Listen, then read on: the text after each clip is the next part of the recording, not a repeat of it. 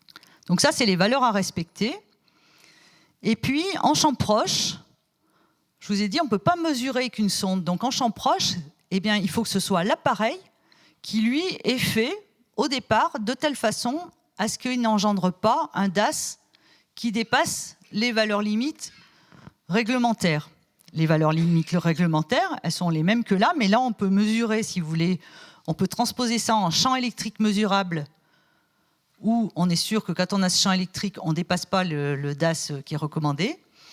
Et là, on est directement en DAS, et donc, en fait, il y a des appareils qui vont être en laboratoire pour permettre de mesurer le DAS qui est induit par un téléphone quand il fonctionne à fond. Et donc, les valeurs maximales, ça va être 2 watts par kilo maximum pour la tête et le tronc, et 4 watts maximum pour les membres. Donc le téléphone, en réalité, c'est la principale source d'exposition du public. On pourrait penser que c'est les antennes relais, parce qu'il y en a partout, mais finalement, le téléphone mobile qu'on se met près de la tête, c'est là où vous allez avoir les DAS les plus importants, parce que les antennes, elles sont loin, et donc finalement, on est exposé à des niveaux très très faibles. Et si on peut transposer ça en termes de DAS, disons que le DAS instantané, qui va être causé par un téléphone mobile, eh bien, il est, par exemple, 1000, 10 000 ou 100 000 fois plus important que ce que vous pouvez rencontrer dans la vie courante avec des antennes relais.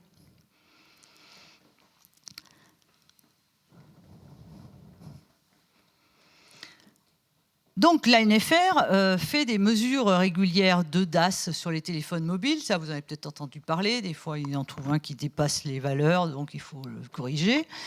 Et puis, ils font aussi des mesures d'exposition du public. Et donc, vous pouvez aller voir ça sur le site cartoradio.fr. Donc, je vous laisserai aller regarder. Mais moi, je vais vous parler des mesures qui ont été faites parce que chaque année, ils font des campagnes de mesures. Donc, vous pouvez avoir, tout le monde d'ailleurs, peut avoir des mesures qui sont faites gratuitement par l'ANFR. Donc, il faut aller demander, remplir le formulaire, voilà. Donc, ces mesures, ensuite, elles sont compilées dans un rapport. Et puis, des fois, il y a des campagnes de mesures qui sont faites plus spécifiquement pour une raison donnée, pour un lieu ou pour la 5G, on va voir.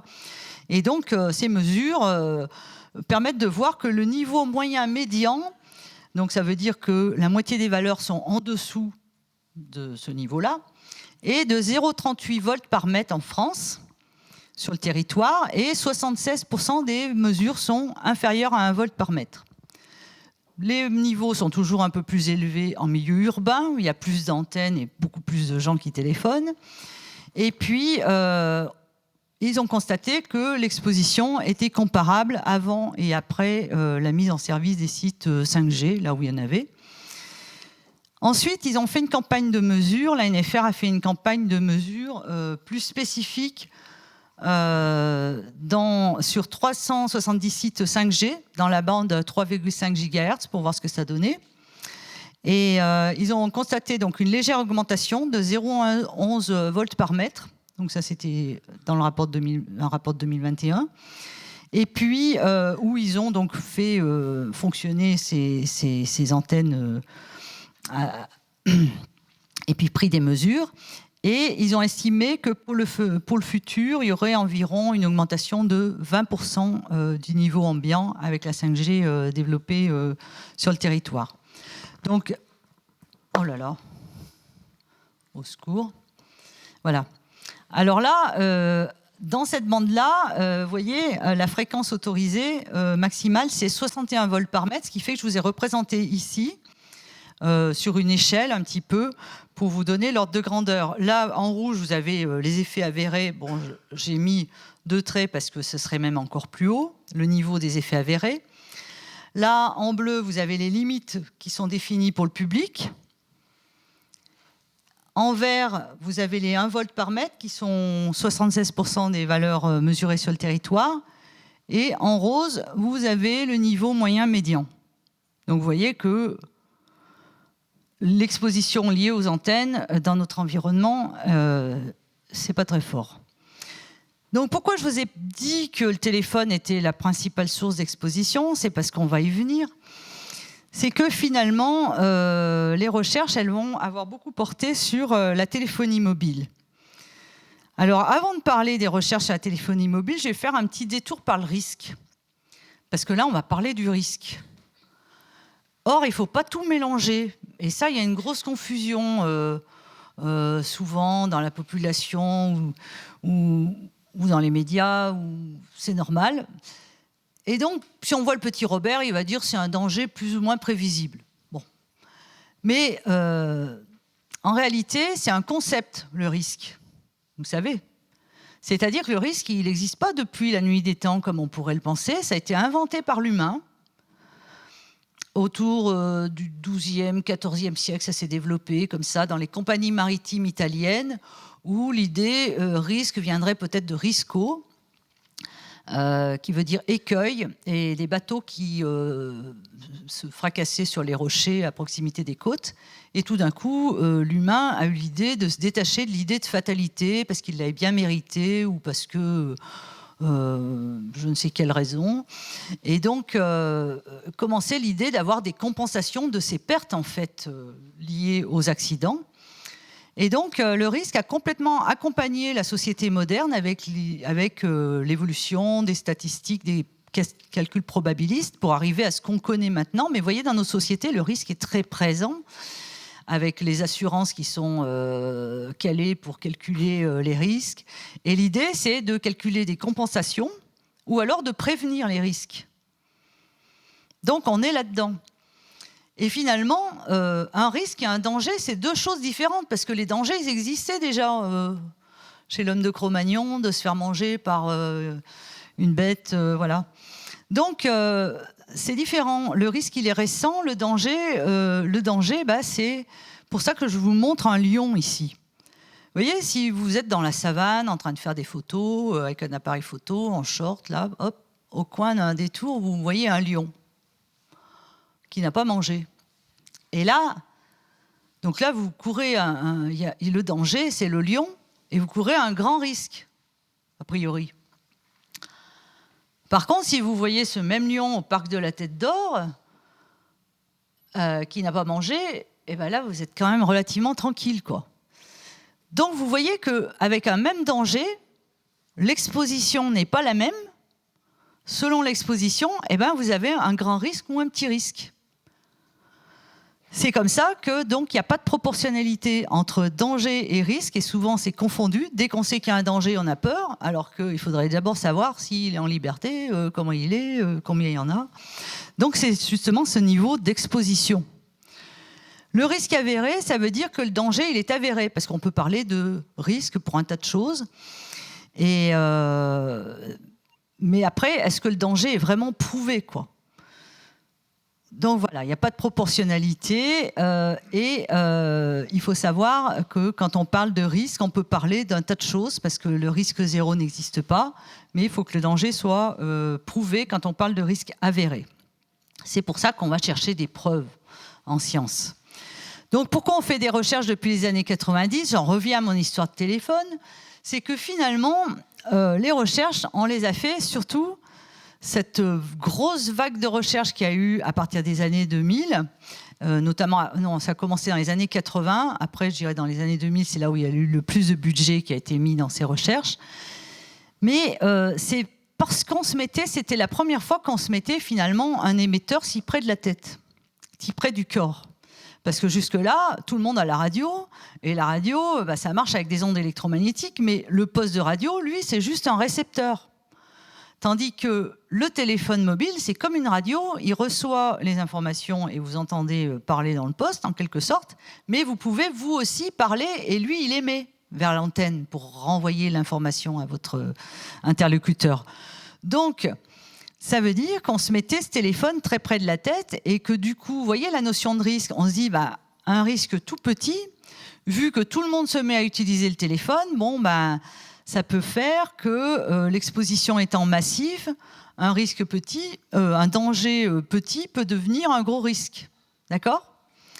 Et puis d'autre part, il y avait la question d'une polémique qui s'est enclenché aux États-Unis aussi, où un homme avait porté plainte parce que sa femme avait un téléphone portable et est décédée d'un cancer, et donc il accusait l'opérateur d'être responsable de ce cancer. Donc, ces incertitudes ont fait que la recherche s'est remise en route, si vous voulez, et le but de la recherche, et tout ce qu'on faisait nous, c'était pas de chercher les effets des ondes comme ça, comme si on connaissait rien. On savait que ça chauffait, et on savait qu'il y avait déjà une réglementation, mais la question c'est, est-ce que en dessous des seuils autorisés, il y a des effets non thermiques qui existent? Est-ce qu'il y a d'autres types d'effets? Donc c'est vraiment ça. L'idée, c'est est-ce que des effets qu'on trouve peuvent être trouvés sans pouvoir être mimés par un échauffement qui pourrait être lié aux ondes? Alors, il y a différents types d'études qui ont été faits, évidemment. Épidémiologique, c'est en population. Bon, je passe vite. Mais en population, c'est assez complexe parce que la population, vous n'avez pas que ceux qui téléphonent pas, où on va comparer ça facilement. C'est toujours compliqué, surtout pour les questions environnementales, parce que les gens font un tas d'autres choses et qu'il va falloir prendre en compte. Voilà. Il y a les études expérimentales, qui vont être des études soit in vivo, sur des animaux, sur des humains volontaires, par exemple, ou sur des plantes. Alors évidemment, la plupart des recherches ont été faites sur des rats, des souris à tous les âges, et pendant des durées variables. Des études in vitro, ça va être ça sur des cellules, sur des bactéries, en culture, et puis beaucoup d'études de physique. C'est-à-dire que moi, depuis le début où j'ai travaillé dans ce domaine jusqu'à la fin, il y a eu une explosion de la dosimétrie biologique qui, au début, n'était vraiment pas tellement maîtrisée. Et donc, finalement, il y a beaucoup d'études où on pensait qu'il y avait des effets, mais qui se sont avérés être des effets thermiques, finalement, parce que la dosimétrie était mal maîtrisée. Ça reste un point extrêmement compliqué dans les études et qui demande forcément qu'il y ait une collaboration dans les études entre des physiciens qui sont spécialistes des ondes électromagnétiques et des biologistes et des médecins. Et là, si on n'a pas la dosimétrie biologique, on ne sait pas ce qu'on fait en fait. On est en train de faire une sorte de toxicologie sans savoir ce qu'on a mis. Vous voyez, par exemple, une étude qui vous donne les valeurs en volts par mètre, le niveau d'exposition de l'échantillon ou du rat en volts par mètre, ce n'est pas utilisable. Parce qu'on ne sait pas, quand on dit en volts par mètre, quelle est l'exposition en watts par kilo. D'accord ? Ce qu'il faut, quand on fait les expériences, c'est savoir combien il y a de watts par kilo. C'est vraiment ça l'indicateur clé quand on fait de la recherche. C'est pour ça que j'ai insisté aussi sur le DAS. Alors, n'oublions pas que la science ne peut pas prouver que quelque chose n'existe pas, parce qu'on peut voir J'avais vu une manifestation, prouvez-nous qu'il n'y a pas d'effet. Non, ça, le chercheur, jamais il prouvera qu'il n'y a pas d'effet. Soit à force de faire des protocoles pour essayer de montrer que tel ou tel effet existe, et s'il n'arrive jamais à le montrer, on va finir par dire peut-être la probabilité est très faible que cet effet existe. Mais on va peut-être dire on a prouvé qu'il n'existait pas. D'accord ? Ne pas confondre effet biologique et effet sanitaire, comme je vous disais. Effet biologique, c'est une chose. Effet sanitaire, c'est quand on a dépassé les capacités d'adaptation du corps ou quand on a créé une lésion. Ne pas confondre non plus corrélation, causalité. Ça, c'est notamment en épidémiologie. Là, il y a des façons très fines d'analyser les études, parce que c'est pas parce que deux événements se produisent dans la même temporalité que l'un est la cause de l'autre. D'accord ? Vous pouvez aller voir, il y a un site qui s'appelle Spurious Correlation, qui est assez amusant, où vous allez voir les corrélations, vous allez trouver des choses extraordinaires. Ça vaut le détour. Donc, pour aller de la recherche à l'évaluation du risque, on va prendre toutes les études publiées. Alors évidemment, quand on fait une expertise, on repart chaque fois pas de zéro. On repart des rapports qui ont déjà été faits jusqu'à telle année, et puis ensuite, on fait la tranche suivante de recherches qui sont sorties, et quelquefois, l'ICNIRP, une fois, est reparti depuis le début, à tout réanalyser. Donc, mais c'est un travail de titan. Et donc, il y a à peu près 4000 publications, mettons, sur les radiofréquences. Tout ça va être fait passer au crible par des groupes d'experts qui sont multidisciplinaires pour faire une analyse critique des travaux qui sont disponibles. Et pour en sortir, l'état des connaissances. L'état des connaissances, on va dire qu'un effet est avéré quand il a été prouvé dans des études publiées à comité de lecture, mais qui ont une méthodologie correcte, comme je vous disais. Une étude, elle ne suffit pas. Il faut encore que cet effet il soit démontré par plusieurs façons de le démontrer, indépendantes en fait. Et ensuite, il va falloir qu'il y ait une cohérence dans les résultats. C'est-à-dire que les résultats des études in vitro, par exemple, il va falloir que ça ait un sens avec les résultats des études épidémiologiques. Par exemple, si vous trouvez plein de cassures d'ADN dans des études expérimentales et jamais un cancer, ou le contraire, et dire là, il faut continuer à chercher, on n'a pas démontré qu'il était cancérigène, parce qu'il y a un souci, ça cloche. D'accord ? Donc, c'est à partir donc, de ces effets qu'on va sortir des effets avérés, connus, que la réglementation peut évoluer ou pas. Alors, il faut voir qu'il y a beaucoup d'études de mauvaise qualité. Quand on fait de l'expertise, on est relativement atterré par ça. Nous, on a à peu près 40% des études qu'on ne pouvait pas utiliser, qui étaient ratées d'une façon ou d'une autre. Mais heureusement, sur le nombre, on a aussi beaucoup de bonnes. Donc, on arrive à avancer. Et donc, il y a des rapports d'expertise qui sortent. Il y en a eu déjà énormément de rapports. Par exemple, entre 2009 et 2011, il y en était sorti plus d'une douzaine dans le monde. Donc, c'est juste pour vous donner un ordre de grandeur du nombre de rapports qui peuvent sortir. Donc, évidemment, je n'ai pas le temps d'approfondir les différents effets. D'abord, ce serait très long, mais des fois, je mets l'accent sur certains résultats. Là, je n'ai pas le temps.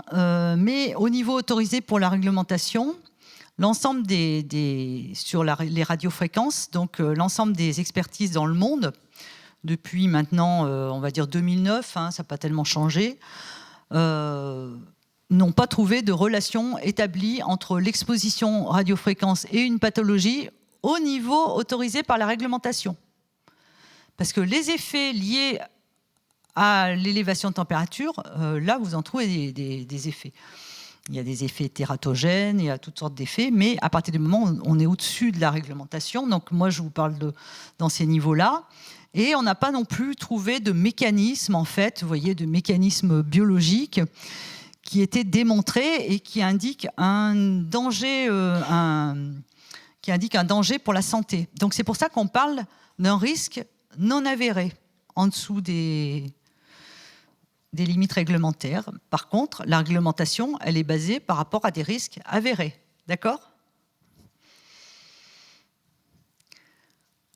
Et la 5G dans tout ça, vous allez me dire. On était quand même censé parler de la 5G. Donc, vous voyez, il y avait cette gamme de fréquences, je vous ai montré au début.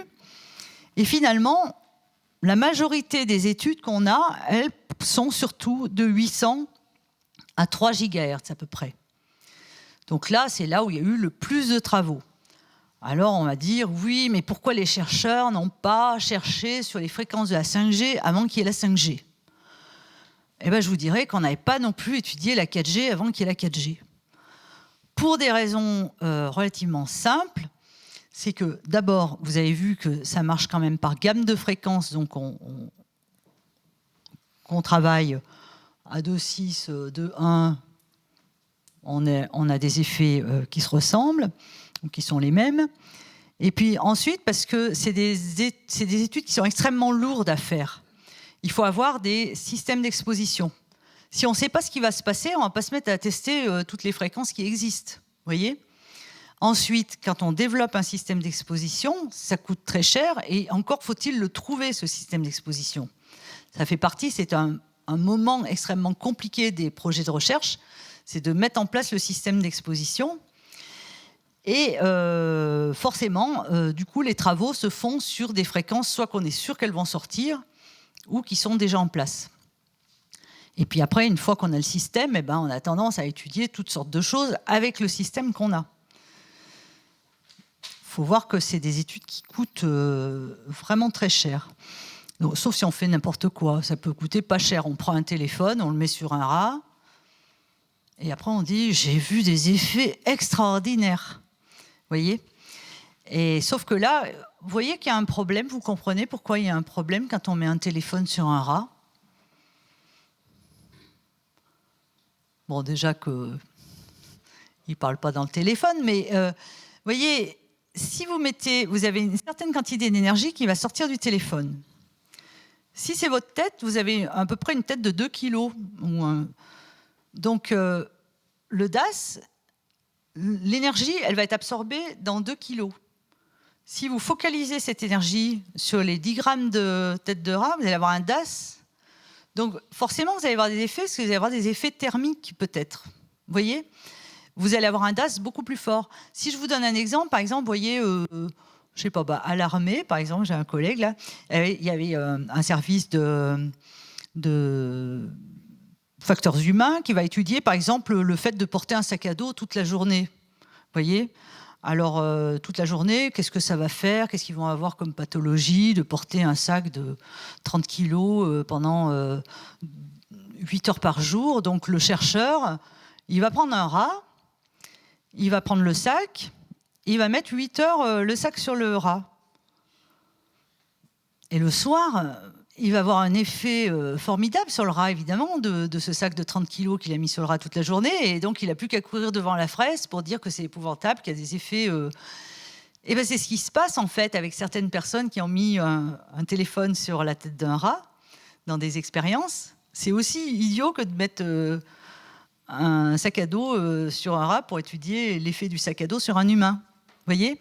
Il faut dimensionner le système. Il faut faire un petit sac à dos pour rat. Voilà. Donc j'essaye juste de vous présenter un peu la complexité et des choses qu'on a pu voir dans la presse qui sont mais des études qu'on voit encore des fois, des gens qui se disent tiens, je vais étudier l'effet de ceci ou cela, mais sans connaître la dosimétrie biologique. Bon, toujours est-il qu'on a le plus d'études là. Alors évidemment, les nouvelles fréquences, 700, 3,5, 26, on n'a pas trop d'études. Qu'est-ce qu'on va en penser ? Donc, l'ANSES a fait un travail d'expertise collective qui est sorti en 2021 et qui a dit qu'elle ne voyait pas de risque nouveau pour la santé au vu des données disponibles. Pourquoi ? Parce que, d'abord, vous avez vu que les fréquences qui vont jusqu'à 2, qui est à 3,5, c'est très proche des fréquences qui ont déjà été étudiées. Donc, tout compte fait, les niveaux globaux d'exposition au champ électromagnétique seront comparables ou légèrement supérieurs à ceux des technologies existantes. Donc, on peut dire qu'on ne s'attend pas à ce qu'il y ait des risques nouveaux pour la santé comparés aux résultats des expertises pour les générations précédentes. Et puis, aux fréquences plus hautes, il y a déjà eu des rapports qui sont sortis à l'ANSES à des fréquences un peu plus hautes de 26, puisque c'était des rapports qui étaient faits pour les scanners corporels d'aéroports.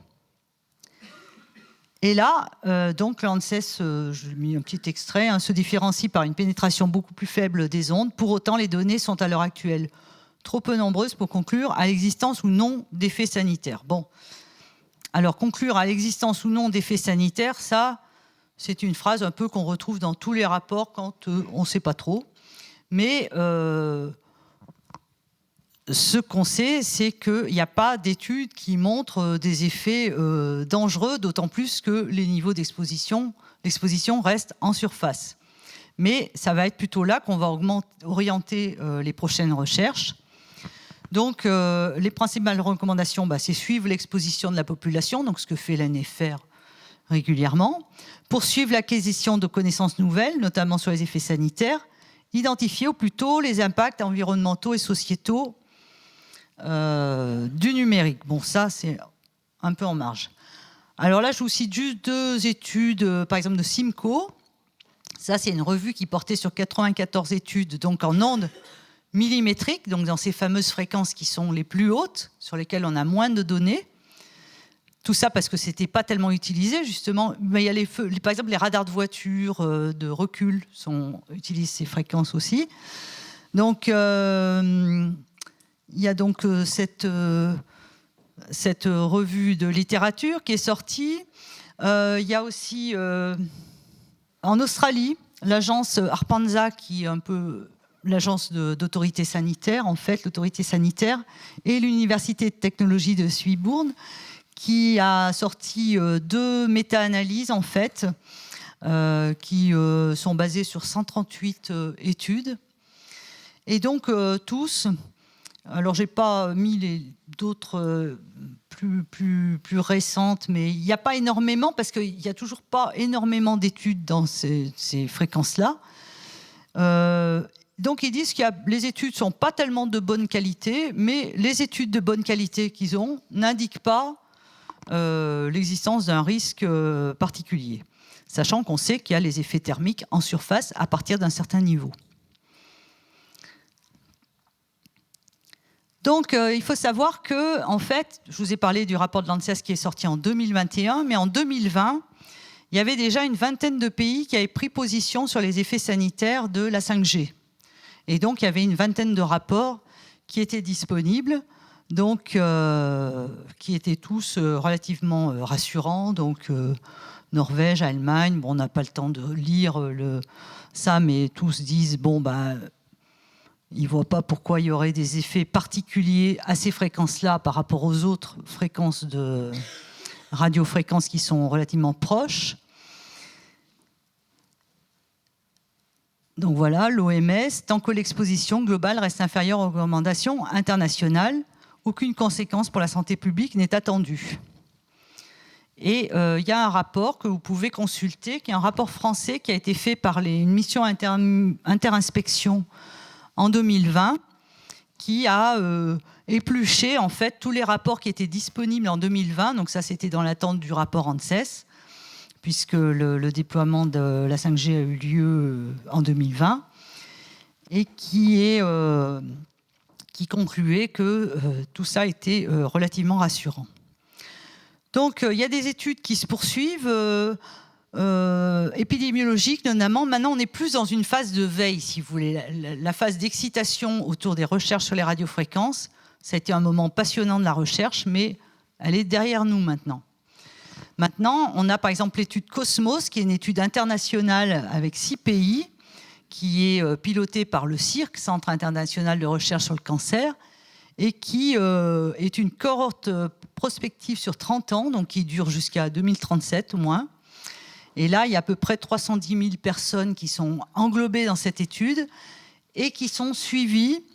Donc chaque année, ils vont avoir des questionnaires. Alors, souvent, ce n'est pas une étude qui est dédiée sur la téléphonie, ça va être sur l'alimentation, sur des habitudes de vie, c'est vraiment pour suivre la santé, et là-dedans, il y a des questions par rapport aux usages des téléphones, mais aussi d'autres appareils connectés, en essayant le plus possible d'avoir des informations sur le type d'exposition. Parce que si on dit juste, est-ce que vous avez un abonnement téléphonique et que la personne, t'en a un qui l'utilise à l'oreille et l'autre qui l'utilise avec des oreillettes, ou vous voyez, ou qui l'utilisent que pour faire des photos, vous n'avez pas du tout la même exposition.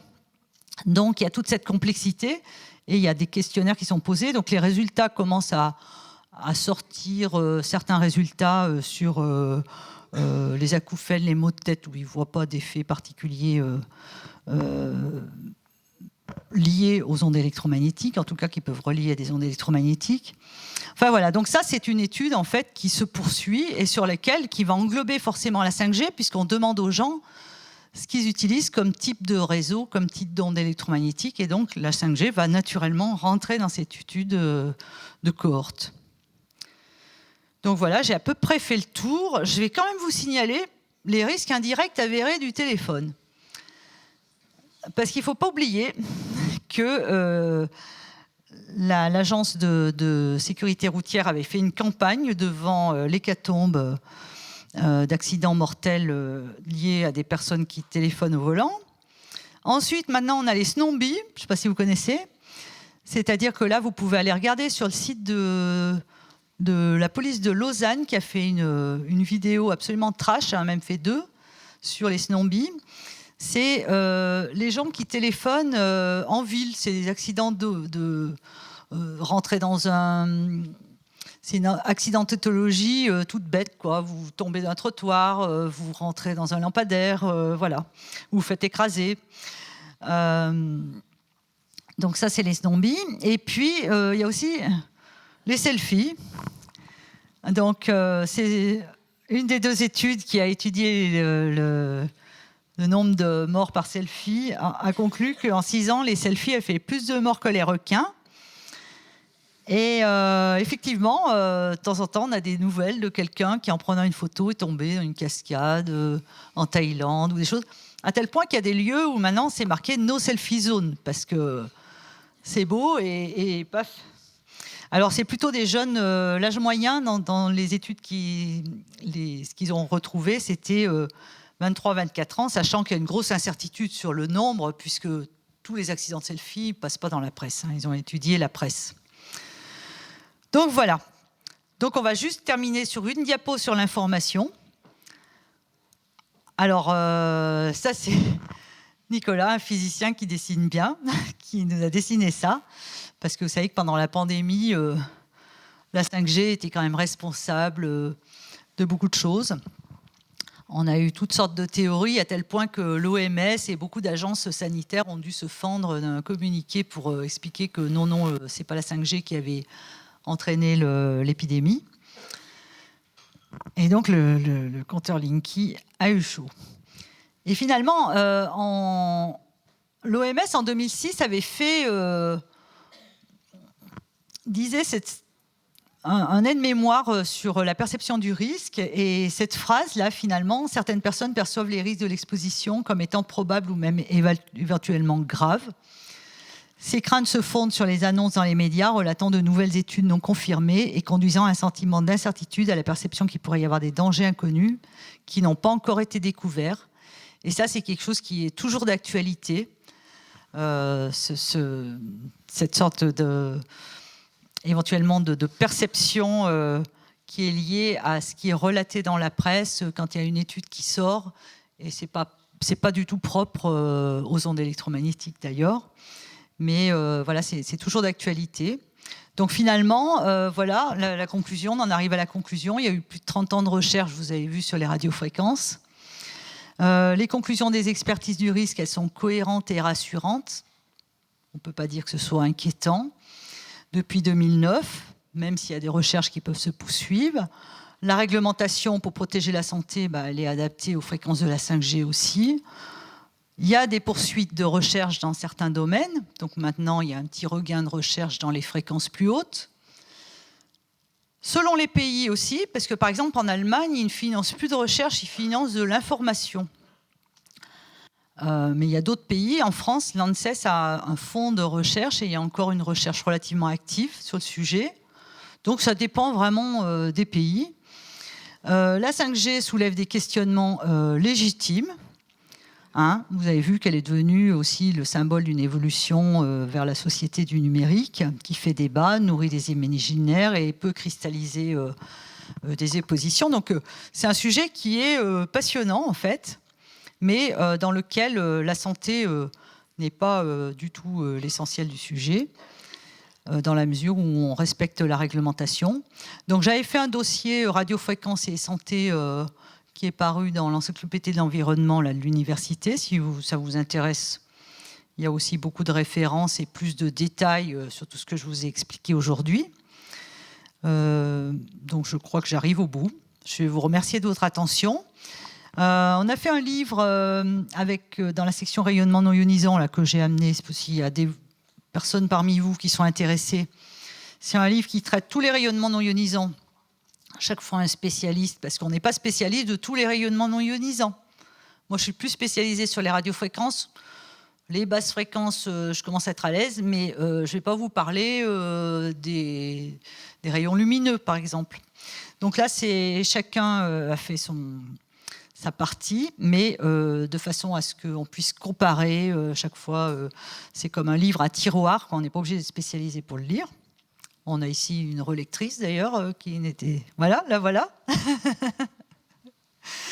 Qui nous a fait des personnes qui ont lu le livre, qui n'étaient pas spécialement spécialisées.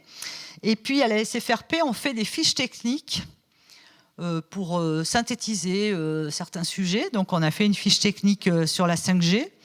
On a d'autres fiches techniques qui vont être plus pour les professionnels ou pour les lasers, pour les rayonnements optiques. Dernièrement, on vient d'en faire une qui va sortir, qui est sur l'IRM et la réglementation pour les professionnels et aussi la sécurité des patients. Et donc là, j'ai donc la fiche pour la 5G qu'on a fait spécifique. Et donc tous ceux qui veulent une fiche pour la 5G, vous venez me voir et j'espère que j'en aurai assez pour tous ceux qui en voudront. Mais j'en ai amené une petite pile qui résume tout ça. Donc voilà, je vous remercie.